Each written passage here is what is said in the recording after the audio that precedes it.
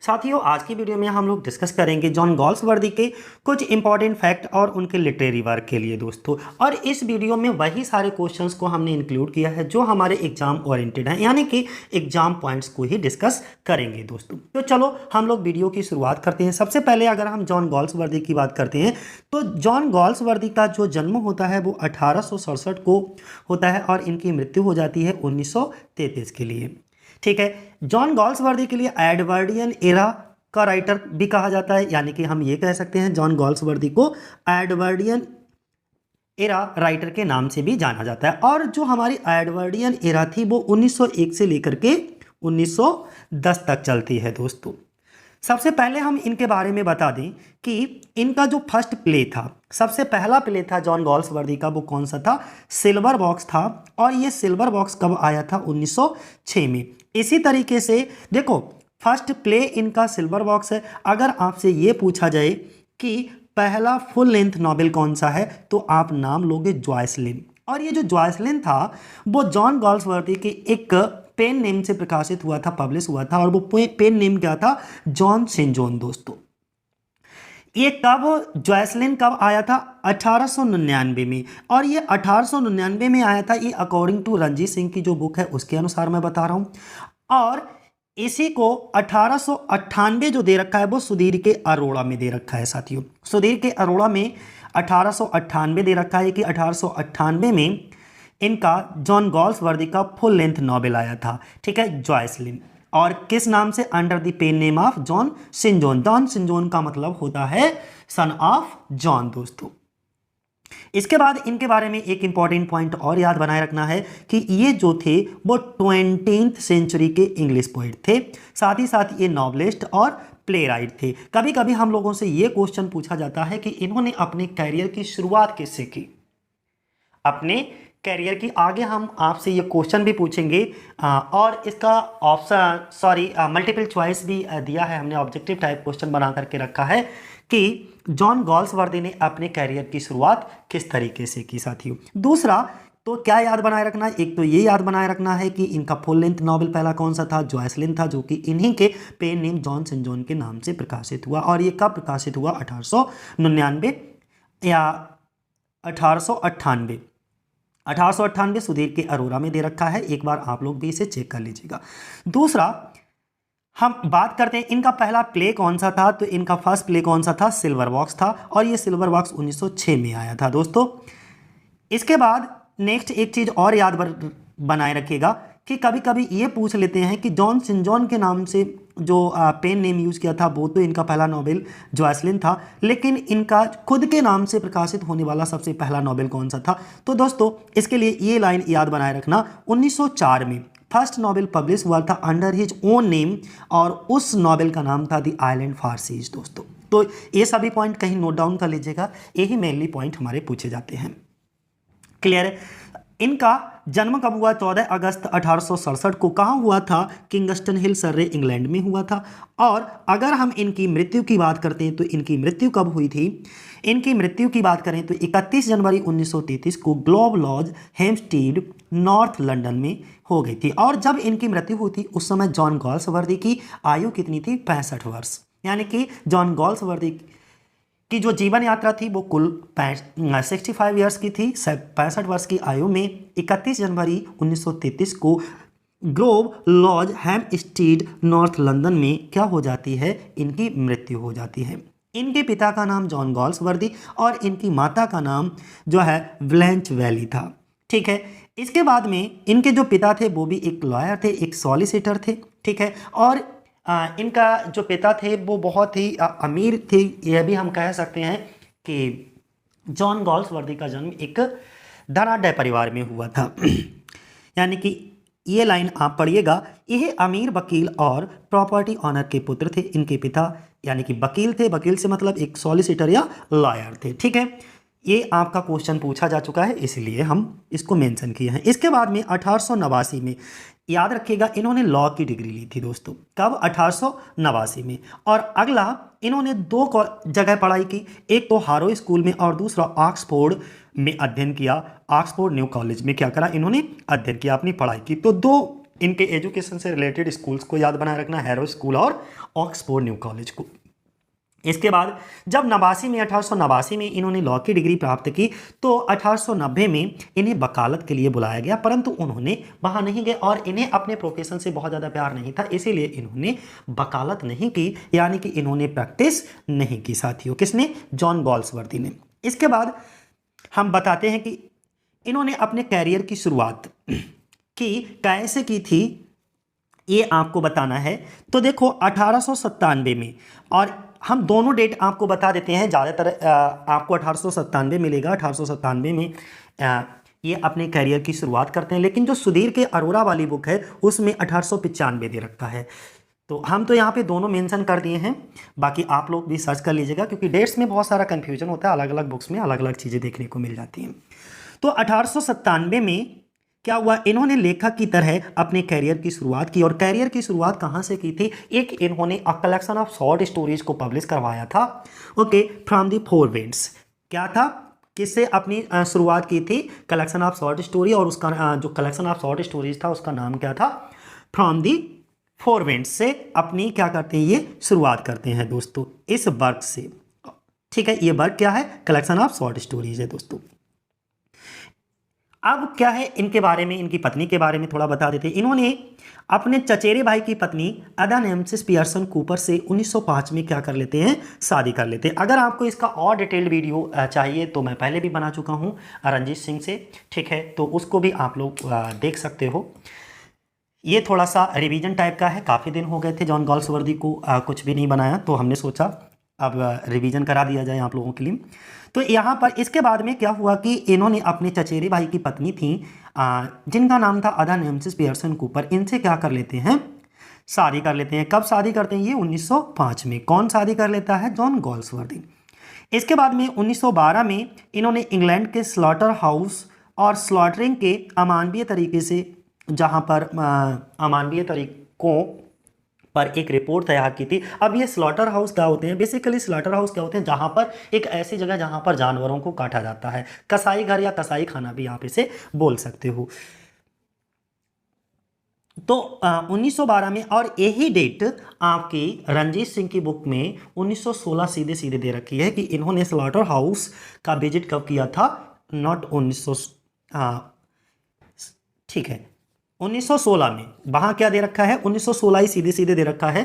तो और सुधीर के अरोरा में 1912 में, और 1912 ही ठीक है साथियों, ठीक है। 1916 आपको नहीं मानना। 1916 में बेसिकली क्या था, इन्होंने एक हॉस्पिटल में काम किया था अपनी पत्नी के साथ।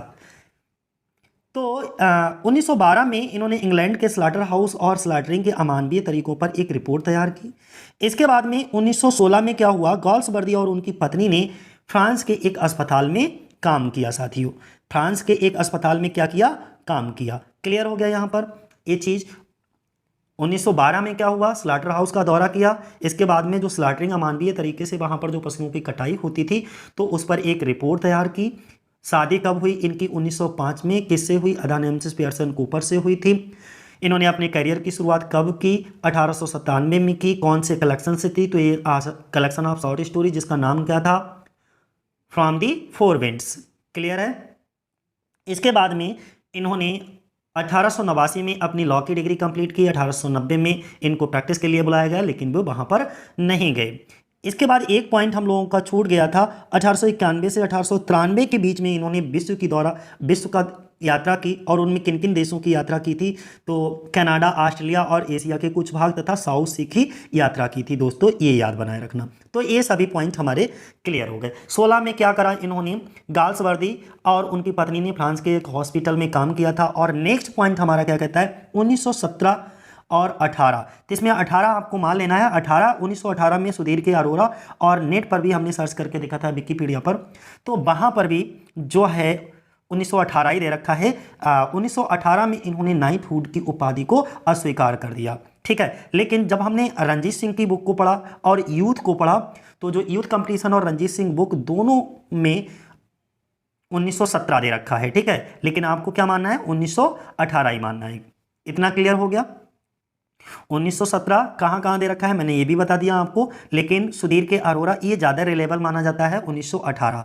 तो 1918 में इन्होंने क्या करा, नाइटहुड की उपाधि को अस्वीकार कर दिया। दूसरा अगर हम बात करें 1921 में क्या हुआ, 1921 में भी पेन के पहले प्रेसिडेंट चुने गए थे लंदन की। अब ये पेन क्या है, पेन बेसिकली क्या है, एक बॉडी ऑफ पोइट्स है, एक इंटरनेशनल बॉडी ऑफ पोइट्स है जिसमें प्ले राइट्स, एसिस्ट और नॉवलिस्ट का एक क्या है, इंटरनेशनल बॉडी है दोस्तों। क्या है, पेन क्या है, एक इंटरनेशनल बॉडी है, बॉडी ऑफ पोइट्स कह सकते हो, जिसमें कौन होंगे, प्ले राइटर्स होंगे, एसिस्ट होंगे और नॉवलिस्ट। तो उसके ये क्या चुने गए, पोइट, प्ले राइट्स, एसिस्ट और नॉवलिस्ट। देखो ये लिखा है पेन। तो क्लियर हो गया पेन क्या है, पेन 19 इंटरनेशनल बॉडी है जिसमें कौन कौन सम्मिलित होता है, प्ले राइट्स, एसिस्ट और नॉवलिस्ट।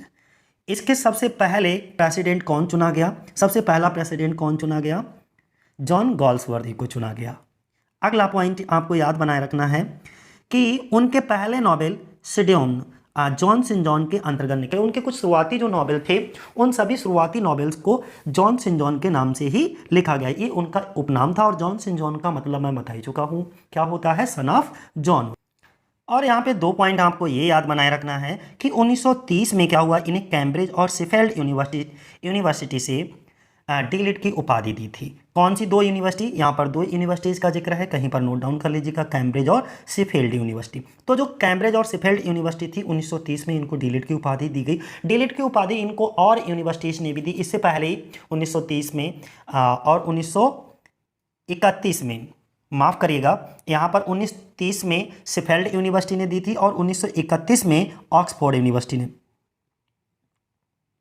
ठीक है, और कैम्ब्रिज यूनिवर्सिटी ने भी 1930 में।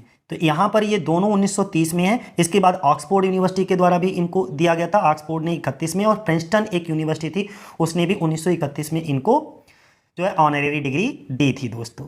इससे पहले भी 1922 में सबसे पहली बार इनको ऑनरेरी डिग्री दी गई थी। एक यूनिवर्सिटी थी जिसका नाम था सेंट एंड्रयूज। तो सेंट एंड्रयूज के द्वारा 1922 में, मैनचेस्टर यूनिवर्सिटी थी 1927 में, डबलिन 1929 में, कैम्ब्रिज के द्वारा और शेफील्ड के द्वारा मैं बता ही चुका हूँ 1930 में, ऑक्सफोर्ड और प्रिंसटन के द्वारा 1931 में। इतनी यूनिवर्सिटीज़ ने इनको ऑनरेरी डिग्री प्रदान की। ठीक है, तो ये पॉइंट भी आपको याद बनाए रखना है, यानी कि डीलिट की उपाधि। अब आगे हम लोग डिस्कस करेंगे कि 1929 में क्या हुआ, इनको अवॉर्डेड किया गया था ऑर्डर ऑफ मेरिट से। इंपॉर्टेंट पॉइंट है, कहीं पर भी नोट डाउन कर लीजिएगा कि कब इनको ऑर्डर ऑफ मेरिट से नवाजा गया। तो 1929 में। कभी कभी आप लोगों ने देखा होगा कि जॉन गॉल्सवर्दी के नाम के आगे लिखा होता ओएम, ये 2 शब्द लिखे होते हैं, जॉन गॉल्सवर्दी ओएम। तो ओएम का मतलब ही होता है ऑर्डर ऑफ मेरिट, यानी कि क्या होता है कि जब भी किसी व्यक्ति को ऑर्डर ऑफ मेरिट से नवाजा जाता है तो वहाँ पर वो अपने नाम के आगे ओएम लगाने के लिए एलिजिबल हो जाता है। तो कभी आप जब भी विकिपीडिया पर जाते हो तो वहाँ पर आपको इनके नाम के आगे ओएम लिखा हुआ मिलेगा, जिसका अर्थ होता है कि इनको ऑर्डर ऑफ मेरिट से नवाजा गया। कब, 1929 में। 1932 की बात करें, बहुत ही इंपॉर्टेंट है और ये पॉइंट आपका कई बार रिपीट हुआ है। अगर हम टीजीटी की बात करें तो ये क्वेश्चन 4 बार पूछा गया है आपके एग्जाम में कि इनको लिटरेचर में नोबेल प्राइज कब मिला था जॉन गॉल्सवर्दी को। तो डेट याद बनाए रखिएगा, 1932, 1932। और ये टीजीटी के 2001, 2009, 2010 और 2013 में ये क्वेश्चन पूछा जा चुका है। तो इसलिए अपने आप में देखो, एक बार अगर कहीं पर भी क्वेश्चन पूछ लिया जाता है तो उस क्वेश्चन की वैल्यू अपने आप में ही बढ़ जाती है। डैट मीन्स वो अपने आप में इंपॉर्टेंट हो जाता है। और ये तो लाइन लगा के पूछा गया, 4 बार टीजीटी के एग्जाम में आया है, तो आप समझ सकते हो कि कितना ध्यान बनाए रखना है आपको। इनको मिला किस लिए था, for distinguish of narration in Forsyte saga के लिए 1932 में इनको ये नोबेल प्राइज लिटरेचर में दिया गया था। तो इतना क्लियर हो गया। तो कौन कौन से पॉइंट इस स्लाइड में हम लोगों ने क्लियर किए, एक तो ये Order of Merit 1929, Nobel Prize 1932। इसके बाद में हम लोगों ने डिस्कस किया नंबर ऑफ यूनिवर्सिटीज़ ने जिनको इनको ऑनरेरी डिग्री दी थी, यानी कि डीलिट की उपाधियां प्रदान की थी, जिसमें Saint Andrews, Manchester, Dublin, Cambridge, Sheffield, Oxford और प्रिंसटन थी। ठीक है, इसके बाद में क्वेश्चन ये है, इनका जन्म कब हुआ, 14 अगस्त 1867 में। कहाँ हुआ, किंगस्टन अपॉन टेम्स, सरे, इंग्लैंड, यूके में हुआ था। इसके बाद डेट एक बार जल्दी से बता दो। देखो जितनी बार रिपीट करोगे आपको तो याद करना है, देख लेने मात्र से, सुन लेने मात्र से या समझ लेने मात्र से अगर हमारा ऑप्शन क्लियर हो जाए नहीं, आपको मेमोराइज चीज़ें करना पड़ेंगी। ठीक है, क्योंकि आपको ऑप्शन टिक करना है वहाँ पर, तो मेमोराइज चीज़ें होना बहुत ज़रूरी है। डेट बता दीजिएगा। 31 जनवरी 1933 को कितने वर्ष की आयु में? 65 वर्ष की आयु में। कहाँ हुआ? लंदन, इंग्लैंड, यूके में। इनके पिता का नाम क्या था? जॉन गॉल्सवर्दी ही था। माता का नाम ब्लैंच बेली था।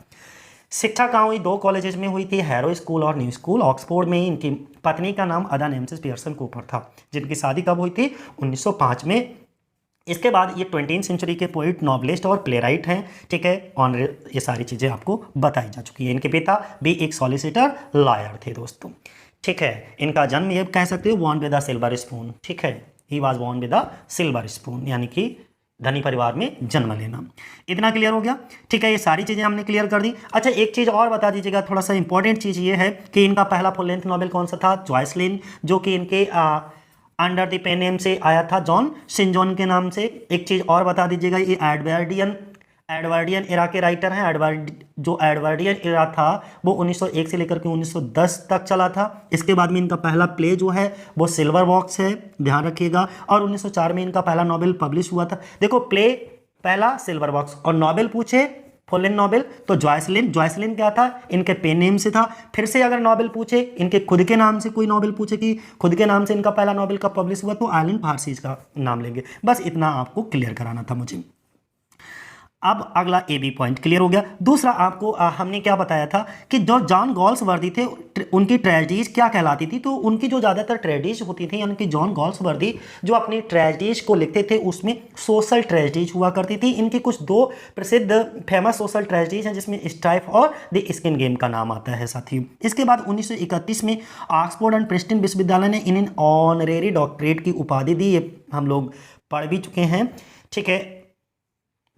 इसके बाद 1931 में ऑक्सफोर्ड में रोमन लेक्चर बने। ये कहीं पर नोटेड पॉइंट है, कहीं पर नोट कर लीजिएगा। 1931 में ये क्या बने? 1931 में ये ऑक्सफोर्ड में रोमन लेक्चरर बने थे। और 1932 में साहित्य के लिए इन्हें नोबेल प्राइज मिला था। और एक चीज़ मैं बताना भूल गया, दिमाग से स्लिप हो गई, देखो यहाँ पर लिख भी कर याद आ गया। इन्हें जो नोबेल प्राइज में जितनी भी धनराशि मिली थी, जितना पैसा मिला था, वो उन्होंने अपनी जो पेन नाम की एक ट्रस्ट था, एक संस्था थी, उसके लिए पूरा का पूरा पैसा डोनेट कर दिया था साथियों।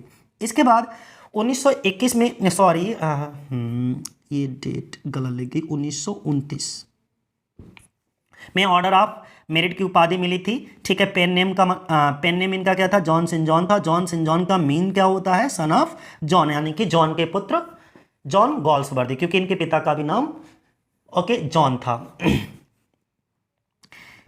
इसके बाद में नेक्स्ट आपको पॉइंट जो याद बनाए रखना है, देखो इनके बारे में कहा जाता है कि वे सुबह में क्या लिखते थे? ये फिक्शन लिखते थे। और दोपहर में ये क्या लिखते थे?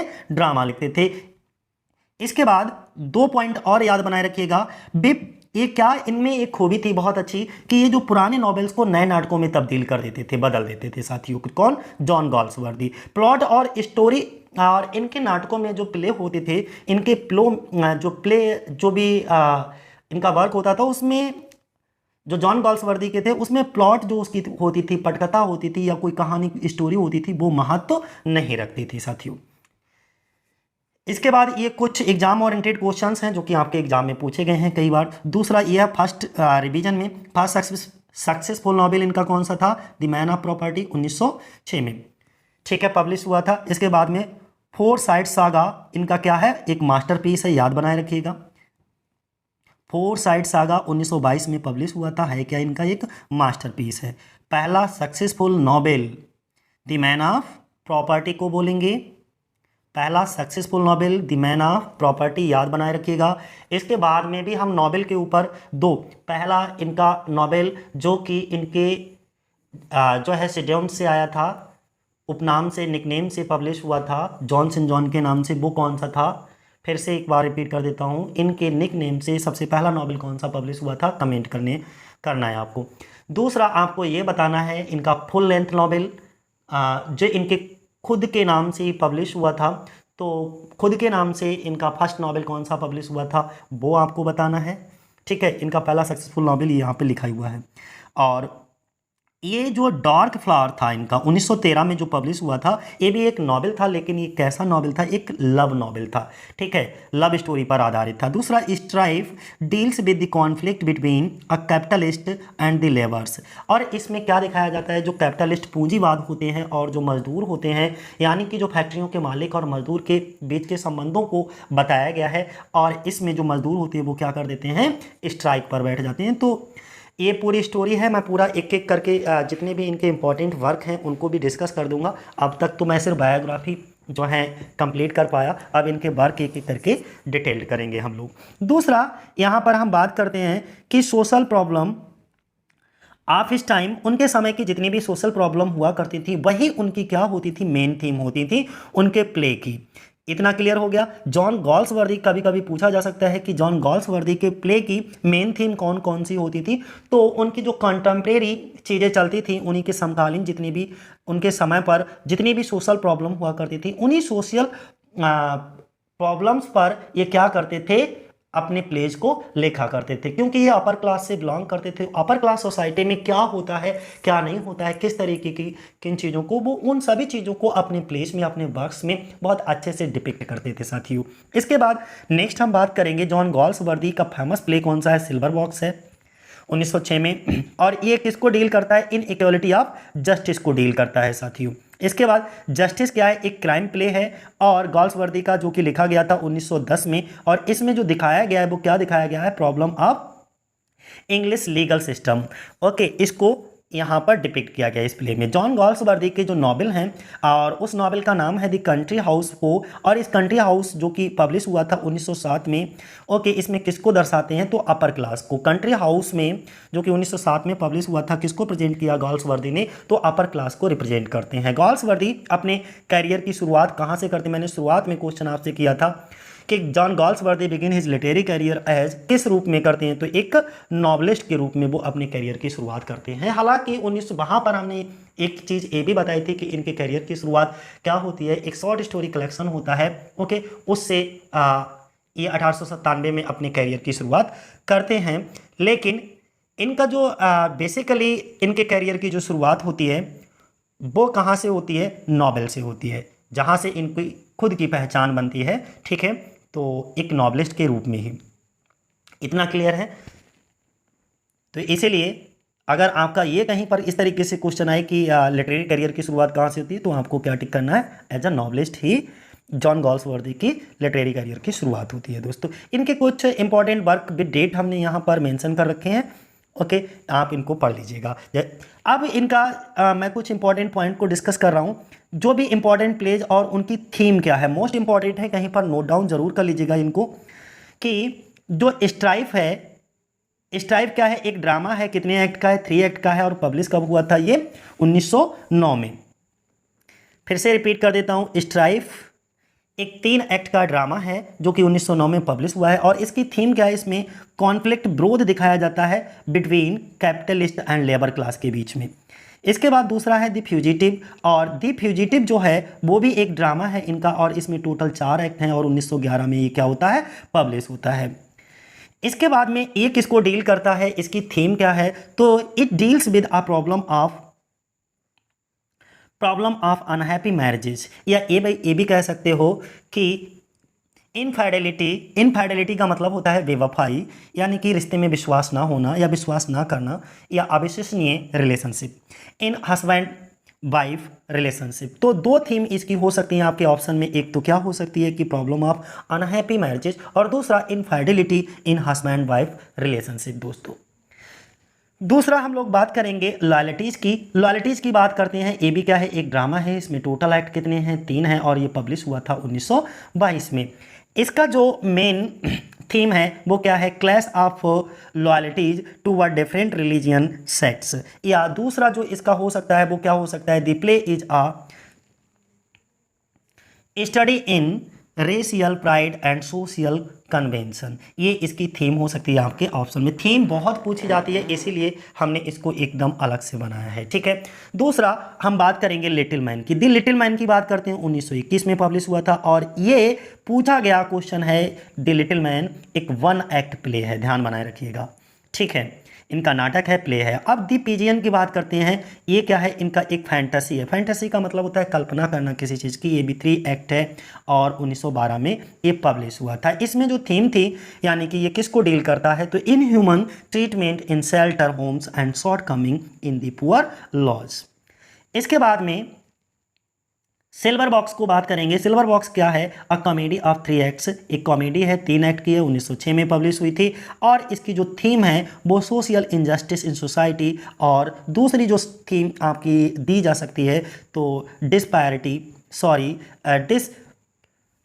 इन लॉज। नेक्स्ट स्किन गेम की बात करें, ये एक ट्रेजिक कॉमेडी है और 1920 में पब्लिश हुई थी।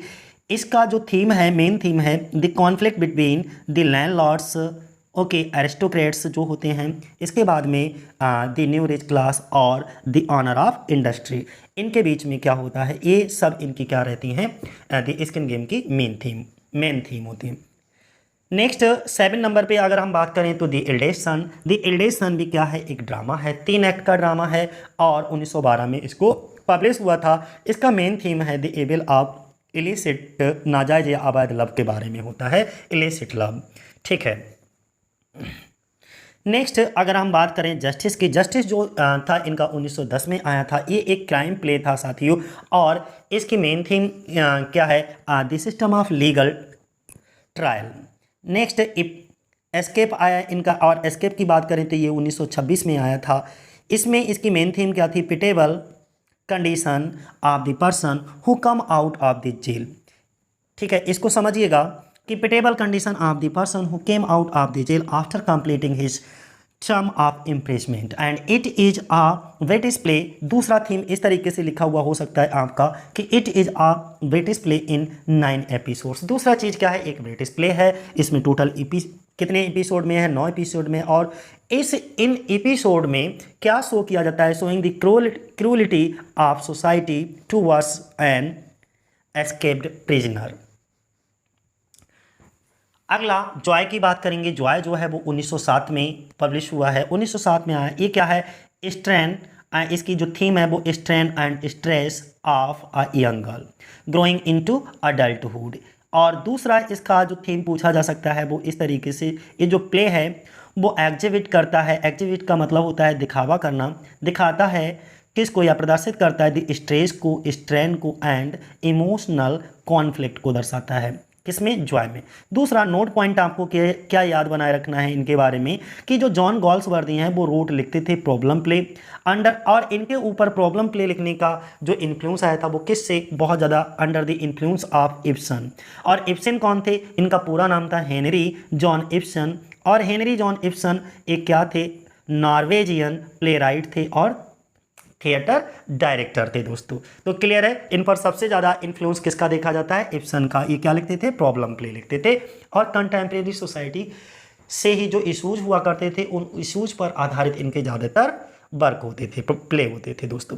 तेज़ी से रिवीजन कर लीजिएगा। इसके बाद हम लोग मल्टीपल चॉइस क्वेश्चन लगाएंगे, ऑब्जेक्टिव टाइप क्वेश्चन टोटल होंगे 15, और देखते हैं आप लोग कितना लगा पाते हो।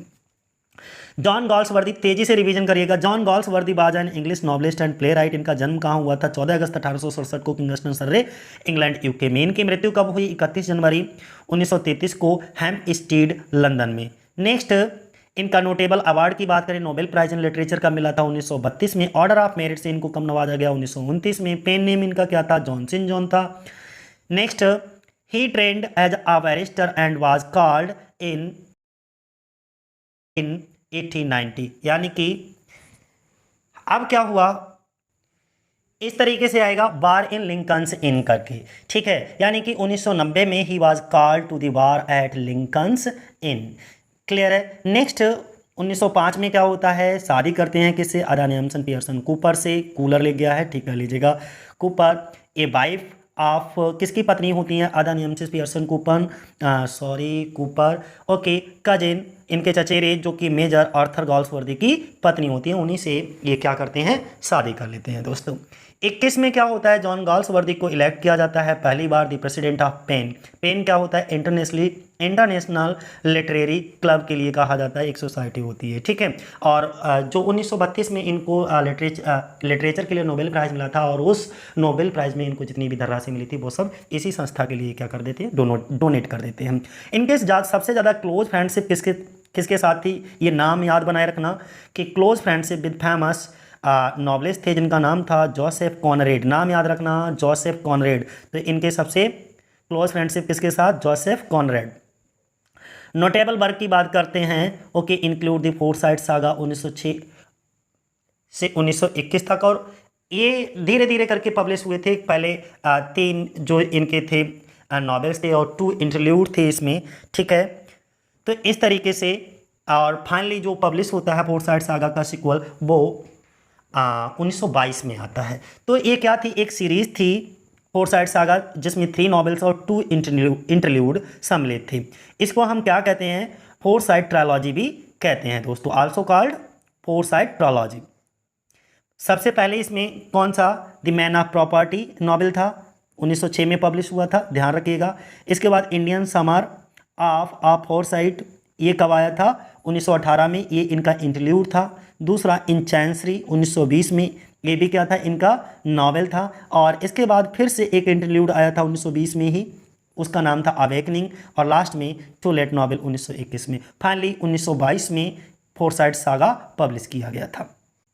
दोस्तों अब हम लगाएंगे कुछ मोस्ट इंपॉर्टेंट एमसीक्यूज को। अगर हम एमसीक्यूज की बात करते हैं तो इनमें सबसे पहला क्वेश्चन हमारा ये है, और पहला ही क्वेश्चन हमारा कहता है कि विच वर्क, कौन सा वर्क इज कंसिडर्ड माना जाता है एज के रूप में जॉन गॉल्सवर्दी का, किसका, जॉन गॉल्सवर्दी के मास्टरपीस के रूप में कौन सा वर्क जाना जाता है। तो जॉन गॉल्सवर्दी का मास्टरपीस कौन सा है, 4 ऑप्शन है, 4 ऑप्शन में से डी वाला ऑप्शन आपका सही है।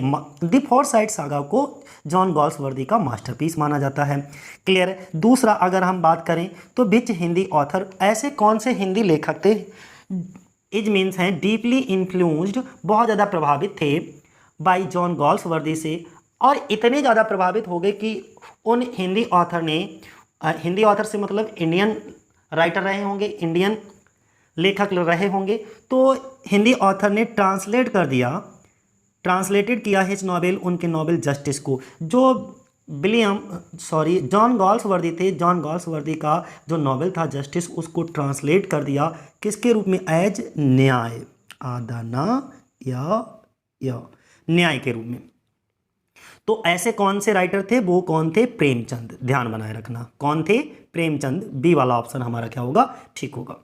नेक्स्ट थर्ड वाला सिड्यूम, सिड्यूम का मतलब होता है उपनाम या निकनेम भी कह सकते हो।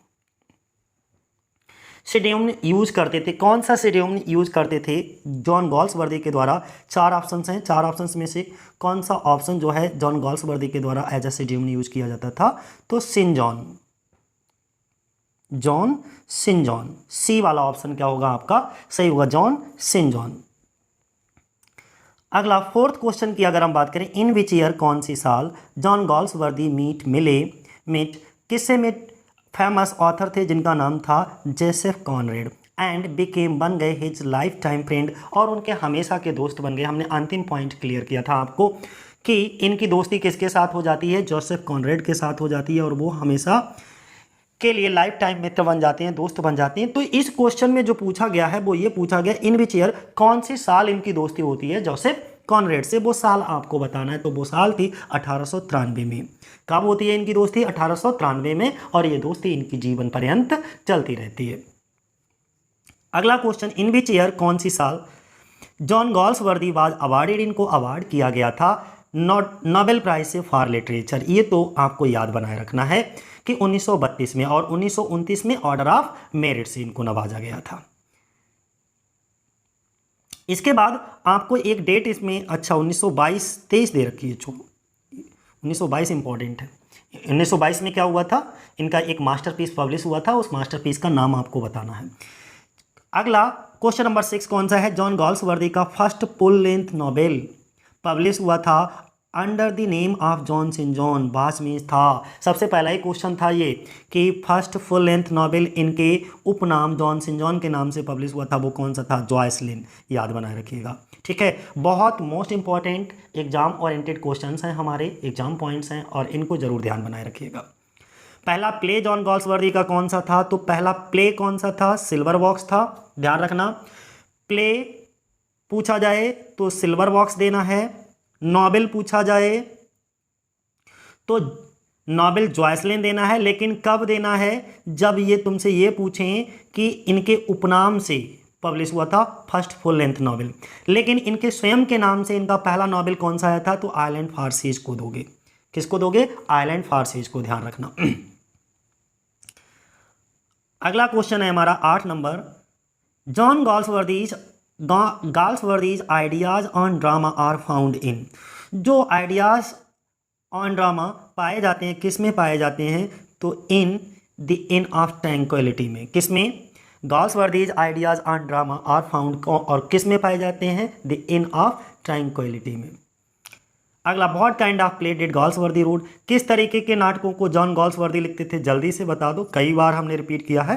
तो प्रॉब्लम प्ले लिखते थे, और प्रॉब्लम प्ले आपको कमेंट बॉक्स में करके ये बताना है कि ये जो प्रॉब्लम प्ले लिखते थे वो किससे प्रभावित होकर के इन पर प्रॉब्लम प्ले लिखने का सबसे ज़्यादा इन्फ्लुएंस कौन से राइटर का हुआ? तो उस राइटर का आपको नाम बताना है दोस्तों, और 2 प्रॉब्लम प्ले बताने हैं इनके।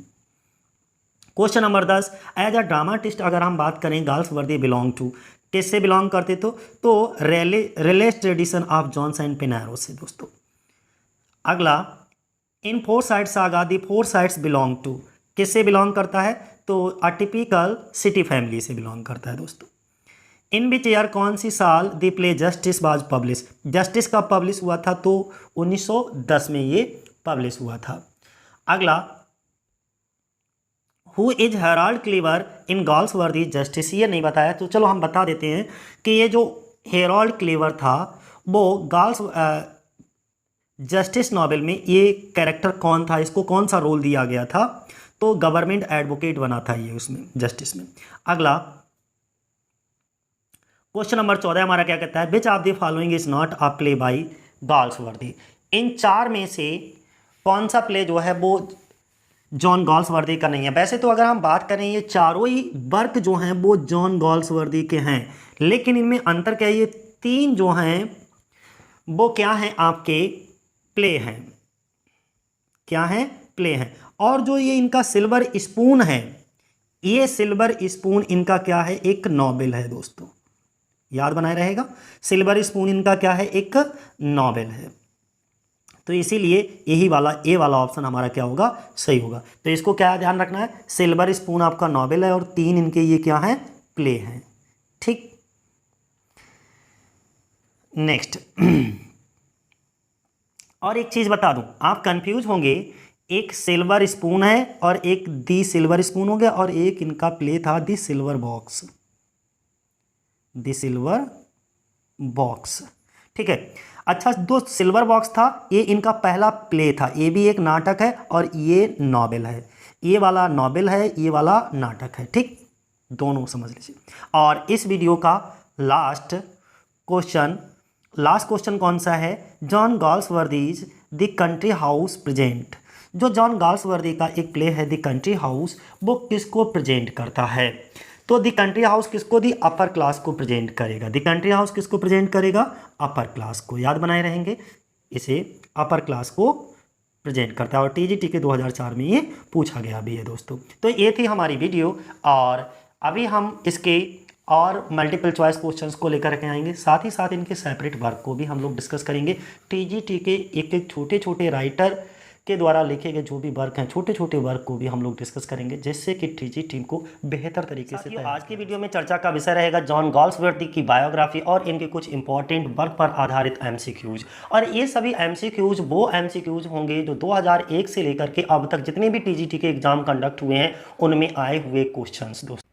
पहला क्वेश्चन हमारा कौन सा है, John Galsworthy was the son of a lawyer. John Galsworthy किसके पुत्र थे, एक लॉयर के पुत्र थे। इनके पिता एक वकील थे यानी कि सॉलिसिटर दोस्तों। हालांकि जॉन गॉल्सवर्दी ने भी लॉ में डिग्री ली थी, लेकिन इन्होंने अपने पिता के व्यवसाय को, प्रोफेशन को नहीं अपनाया, लॉ में प्रैक्टिस नहीं की दोस्तों। अगला क्वेश्चन हमारा है दूसरा, John Galsworthy began his literary career as. John Galsworthy ने अपने साहित्यिक करियर की शुरुआत की तो किस रूप में इन्होंने शुरुआत की, एज आ नॉवलिस्ट दोस्तों।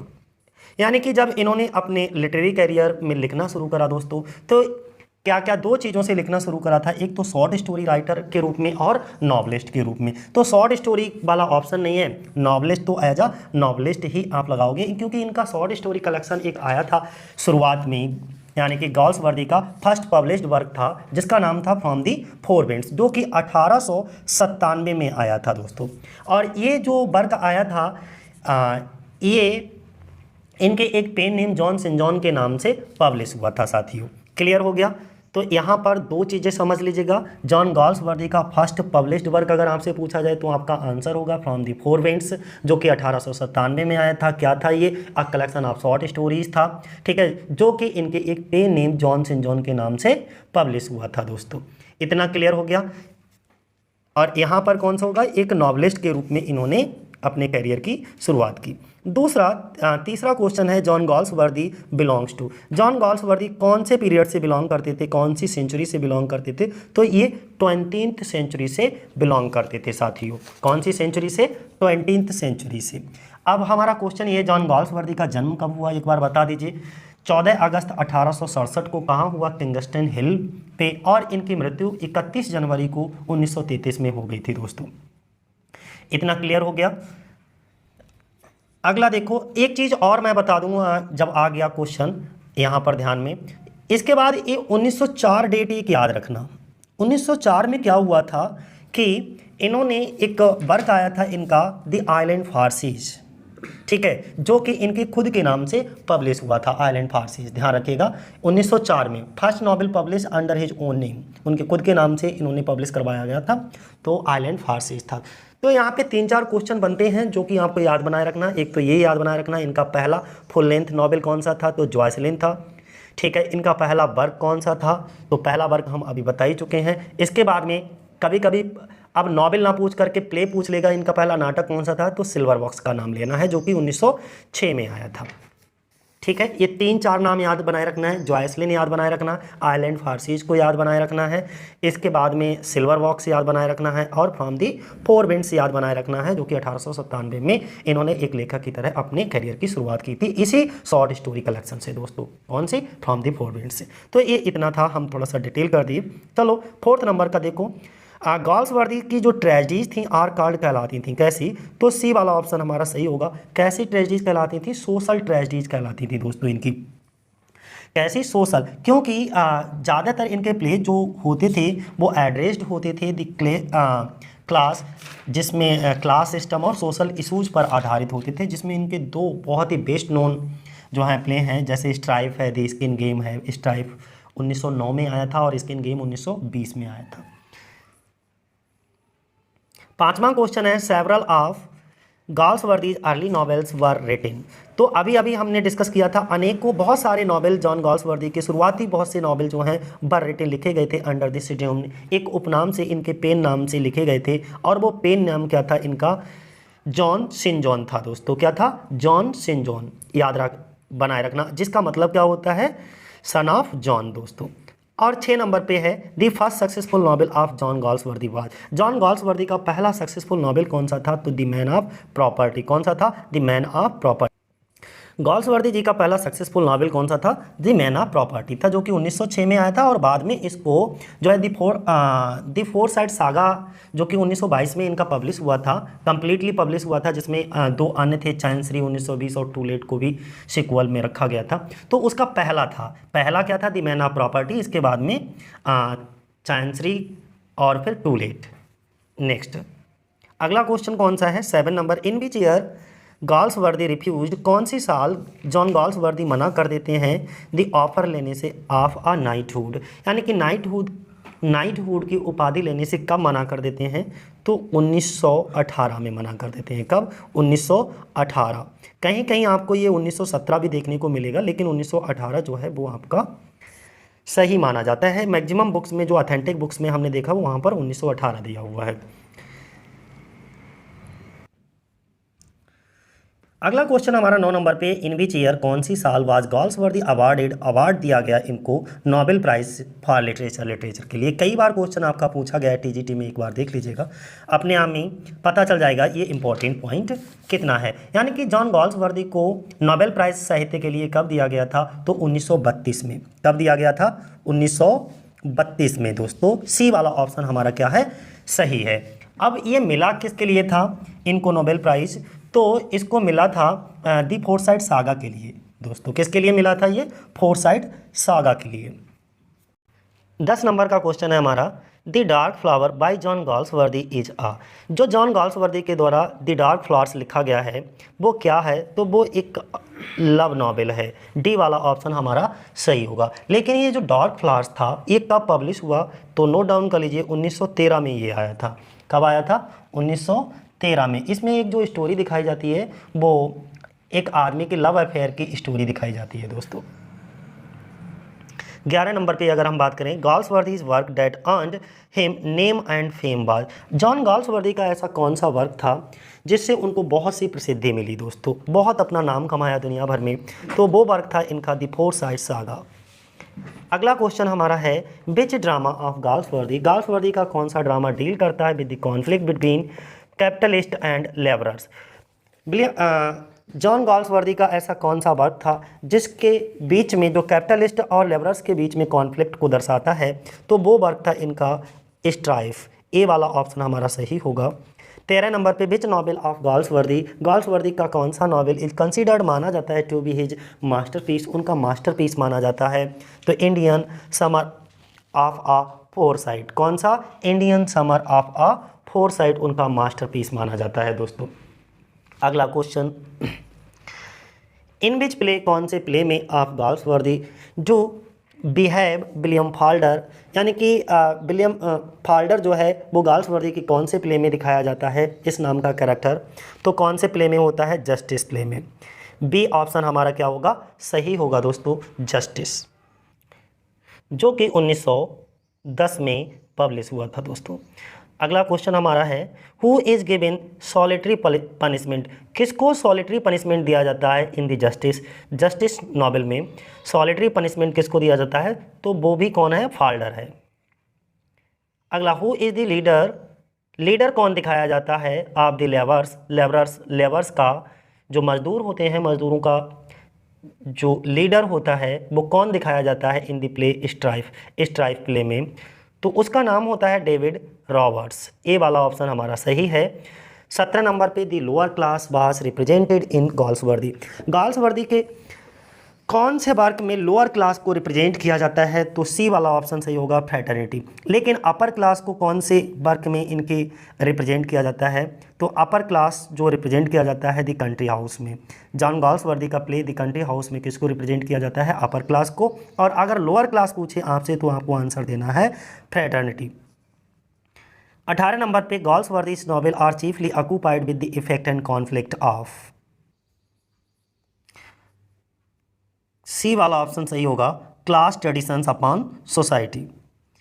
18 नंबर पे गॉल्सवर्दी सेम रिपीट हो गया, क्लास ट्रेडिशंस अपॉन सोसाइटी।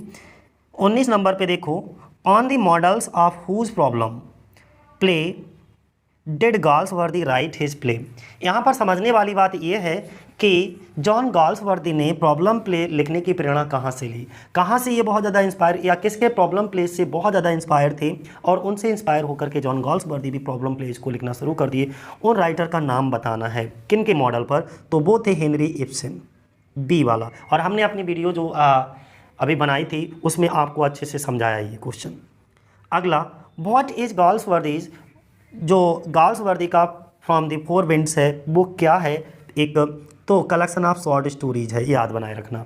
और ये जो कलेक्शन ऑफ शॉर्ट स्टोरी है ये इनका पहला वर्क था, यहीं से इन्होंने अपने करियर की भी शुरुआत की। और ये कब पब्लिश हुआ था? 1897 में ये इनका वर्क आया था दोस्तों, याद रहेगा। बहुत याद रखने वाली बात है ये। 1897 में इन्होंने लेखक की तरह अपने करियर की शुरुआत की थी अ कलेक्शन ऑफ शॉर्ट स्टोरी से, जिसका नाम क्या था, फ्रॉम दी फोर विंड्स। 21 में व्हाट इज गाल्सवर्दी जॉयसलिन, जो गाल्सवर्दी का जॉयसलिन था वो क्या है, तो ये इनका जॉयसलिन जो था इनका पहला फुल लेंथ नॉवेल था, पहला फुल लेंथ नॉवेल था, ध्यान बनाए रहेगा, फुल लेंथ नॉवेल इनका था जॉयसलिन, जो कि 1899 या 1898, थोड़ा सा कन्फ्यूजन रहता है, जितनी बुक्स पढ़ो उतने में कन्फ्यूजन। 1899 ये जो जॉयसलिन की डेट दे रखी है वो रणजीत सिंह में दे रखी है, और हमने सुधीर के अरोड़ा को पढ़ा तो उसमें 1898 है। तो ये क्या है, जॉयसलिन याद बनाए रखना, इनका पहला फुल लेंथ नॉवेल था। लेकिन यहाँ पर सिर्फ इतना आया है, जॉयसलिन है क्या, तो इनका एक नॉवेल है दोस्तों, जो कि इनके एक पेन नेम से पब्लिश हुआ था, जॉन सेंट जॉन के नाम से। 22 नंबर पे John Galsworthy is the Country House present, John Galsworthy का जो कंट्री हाउस है वो किसको प्रेजेंट करता है, द अपर क्लास सोसाइटी को शो करता है, और फ्रेटर्निटी इनका लोअर क्लास को शो करता है, ठीक है। नेक्स्ट, गाल्सवर्दी का मास्टरपीस कौन सा है, तो गाल्सवर्दी का मास्टरपीस किसको माना जाता है, ऑप्शन यहाँ पे गलत हो गया है, गाल्सवर्दी का मास्टरपीस क्या होगा, द फोरसाइट सागा दोस्तों, क्या होगा, फोरसाइट सागा। और फाइनली ये पब्लिश कब हुआ था, 1922 में, ठीक है, ध्यान रखिएगा। अगला, the finest of Galsworthy's later drama is, यानी कि जॉन गाल्सवर्दी के बाद का ड्रामा कौन सा था, तो लॉयल्टीज को, किसको लगाओगे, लॉयल्टीज को, डी। लॉयल्टीज जो था इनका वो सबसे अच्छा और अंत में लिखा गया क्या था, ड्रामा था इनका। 25 नंबर पे the influence of class is depicted in, Loyalties में, the influence of class is depicted in, किस में, लॉयल्टीज में डिपिक्ट किया। अगला क्वेश्चन 26 नंबर पे, गाल्सवर्दी इज, गाल्सवर्दी क्या है, तो गाल्सवर्दी सी वाला ऑप्शन आपका सही होगा, a realist both minute and delicate. 27 number पर, John Galsworthy's novel are chiefly occupied with the effect and conflict of, इसमें भी सी होगा, class traditions upon society. Next, which of the following play is not written by Galsworthy, नीचे 4 दिए हैं, इनमें से कौन सा गाल्सवर्दी के द्वारा नहीं लिखा गया है, तो कौन सा, एक नहीं बल्कि यहाँ पर ऐसे 2 नॉवेल्स हैं जिनको गाल्सवर्दी के द्वारा नहीं लिखा गया है, सी और डी, सी और डी जो हैं वो गाल्सवर्दी के द्वारा नहीं लिखे गए दोस्तों। अगला 29 पे देखिएगा, the Little Man written by Galsworthy is an, जो लिटिल मैन है वो गाल्सवर्दी के द्वारा लिखा गया वो क्या है, एक, इसे याद रख लेना, इकलौता वन एक्ट प्ले है दोस्तों इनका। Which work of Galsworthy earned him Nobel Prize for literature, Galsworthy का कौन सा ऐसा वर्क था जिसके लिए उनको साहित्य में नोबेल प्राइज़ दिया गया था, तो वो वर्क था इनका फोरसाइट सागा के लिए, जिसने इन्हें दुनिया भर में प्रसिद्ध कर दिया। 31 नंबर पे देखो, हु इज, कौन है हेरोल्ड क्लीवर, हेरोल्ड क्लीवर कौन दिखाया जाता है इन गाल्सवर्दी जस्टिस, जो गाल्सवर्दी का प्ले जस्टिस है उसमें हेरोल्ड क्लीवर कौन दिखाया जाता है, तो ये एक गवर्नमेंट काउंसिल होता है, या आप गवर्नमेंट एडवोकेट भी कह सकते हो। इसका आंसर बी दे रखा है, बी नहीं होगा, डी वाला ऑप्शन आपका सही होगा, गवर्नमेंट काउंसिल। अगला 32 नंबर पे देखिएगा, which is not a characteristic, कौन सी विशेषता नहीं है ऑफ गाल्सवर्दी प्रॉब्लम प्ले, जितने भी गाल्सवर्दी प्रॉब्लम प्ले लिखते थे उनमें, उन प्लेस में इन चारों में से कौन सी विशेषता नहीं है, तो ए वाला ऑप्शन सही होगा, यानी कि नो असाइड आर सॉलिलिक्यूज।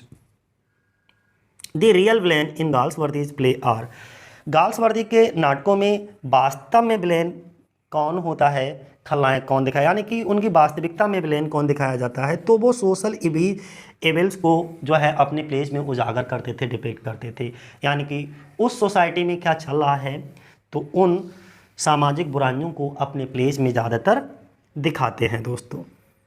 34 नंबर पे, all plays of Galsworthy are, Galsworthy के सभी नाटकों में कैसे नाटक हैं, तो सोशल ट्रेजेडी हैं, कैसे हैं, सोशल ट्रेजेडी, याद रखना बड़ा इंपॉर्टेंट है। और 35 नंबर पे, law is a majestic edifice sheltering all of us each stone of which rest okay on another, these lines are from, ये लाइनें कहाँ से ली गई हैं, तो जस्टिस से ली गई हैं, ये लाइनें कहाँ से ली गई हैं, जस्टिस से ली जाती हैं। अच्छा, इन लाइनों को बोला किसके द्वारा जाता है, आपको ये बताना है आंसर में। ठीक है, कमेंट बॉक्स में क्या बताना है कि इन लाइनों को किसके द्वारा बोला जाता है। अगला, good man are destroyed daily, यहाँ पे भरा जाएगा, क्या भरा जाएगा, देखिएगा, under our law for want of that human insight which views them as they are patients and not criminals. ये जस्टिस में, किसमें, ए वाला ऑप्शन आपका सही होगा। अगला, Galsworthy's famous play the Silver Box deals with, जो जॉन गॉल्सवर्दी का बहुत ही प्रसिद्ध नाटक है द सिल्वर वॉक्स, और ये सिल्वर वॉक्स इनका पहला प्ले है जो कि 1906 में आया था। तो ये किसको डील करता है आपको बताना है, तो इसमें बी वाला ऑप्शन सही होगा, द इनइक्वालिटी ऑफ जस्टिस को डील करता है दोस्तों। Next, who is Harold Cleaver, 38 number पे रिपीट हो गया है, इज गॉल्सवर्दी जस्टिस, गॉल्सवर्दी के जस्टिस में हेराल्ड क्लीवर कौन होता है, तो एक गवर्नमेंट काउंसिल दिखाया जाता है दोस्तों।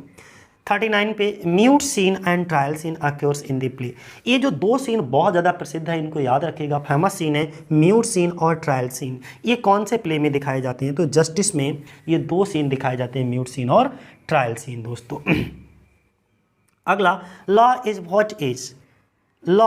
what it is, a majestic edifice sheltering all of us who says this injustice। Justice में ये किसके द्वारा लाइनें बोली जाती हैं, तो जज के द्वारा ये लाइनें बोली जाती हैं, द जज। आ ऑप्शन क्या है आपका सही है। अगला question, the title of the play justice is, justice का टाइटल क्या है, आपको टाइटल बताना है कि जस्टिस का जो प्ले है जस्टिस, उसका टाइटल क्या है, तो आर्निकल है, ये क्या है, आर्निकल।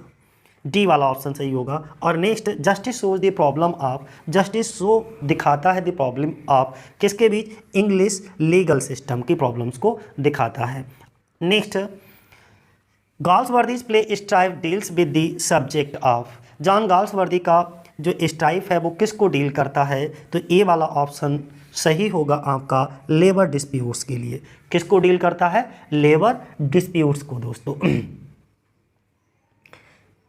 नेक्स्ट, अगला क्वेश्चन हमारा है, the value of a sentiment is the amount of sacrifice you are prepare to make for it, the above line is taken from, ये ऊपर की लाइनें कहाँ से ली गई हैं आपको ये बताना है, तो बी यानी कि विंडोज से। 44 का क्या होगा, बी विंडोज। नेक्स्ट, और इस वीडियो का last question, if you don't think about the future you can not have one, बहुत फेमस लाइनें हैं, the above line is taken from, A line कहाँ से ली गई है, सॉन्ग सॉन्ग से इनकी ये लाइनें ली गई हैं, सी वाला ऑप्शन सही है दोस्तों। तो आज के लिए इतना ही, जय हिंद।